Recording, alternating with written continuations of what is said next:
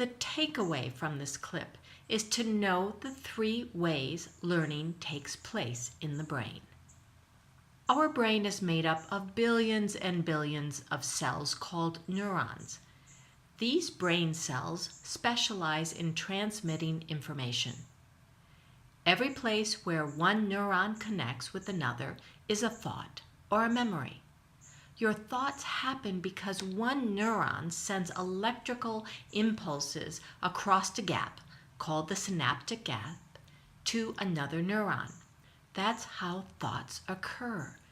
Every time you learn something new, you create new synaptic connections. This is the first way to change our brains, by learning new facts or information to create new synaptic connections. When you read a book about how to cook Thai food, you are intellectually learning new information that will wire the brain in a new way because, as we just said, learning new information, thinking new thoughts, creates new synaptic connections. It's not the best way to really set in knowledge, though, as I learned from taking my first anatomy class in college. It was all book learning and memorization, and I did not retain much information at all from that course.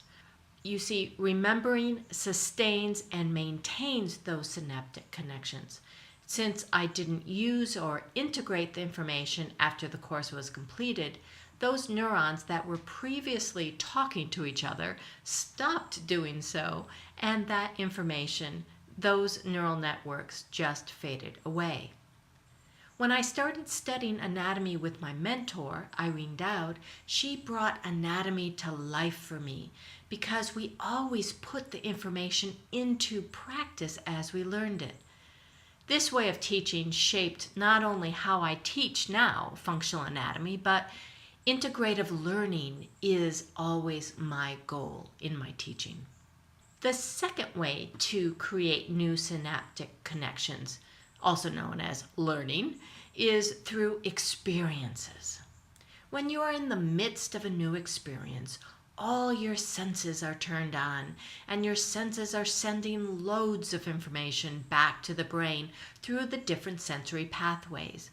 That information is combined into groups of neurons that create networks. In response to all that sensory information, chemicals are released, which are your emotions and feelings. We'll talk more about emotions in later units, but for now it's enough to know that emotions are the end product of your experiences.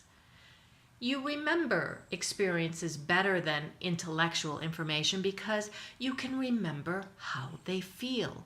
You remember 9/11 and where you were, or your first kiss, or when you got married, or how you got dumped by your boyfriend much more vividly because the external event shook your brain out of its normal resting state and caused it to pay attention.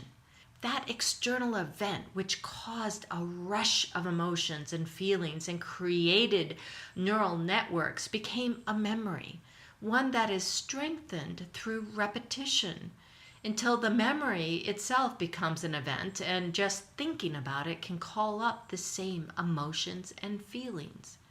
So experiences are the second way the brain learns new information.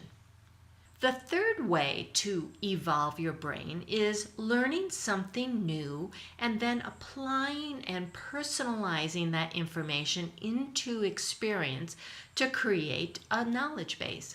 So if you read that book on how to cook Thai food, that was the one way learning happened. And then you go into the kitchen and you begin cooking, which is another way to learn called experience. You taste the food at its different stages. You smell the aroma. You feel the texture as you mix the ingredients. You're gathering your sensory awareness and feedback to build and expand those original neural connections, taking the information from intellectual knowledge into experience. Now, as you reflect upon your experience and decide next time you're going to use less salt and more saffron, When you reflect upon your thoughts and your experiences and then make new choices or tweak your behaviors, well, that's called wisdom. And it is my fervent desire to give you information that you can use and explore in your life. Reflect upon, toss out what doesn't work for you, keep what does, and become happier, healthier, and wiser, all components of optimal performance. So go beyond simply reading the information and watching the clips. Engage with these concepts. Share your experiences as a way to reflect and tweak your results. Your process is individualized. That being said, creating positive changes in the midst of a supportive community is a powerful opportunity. So won't you please join me on this remarkable adventure into your optimal performance?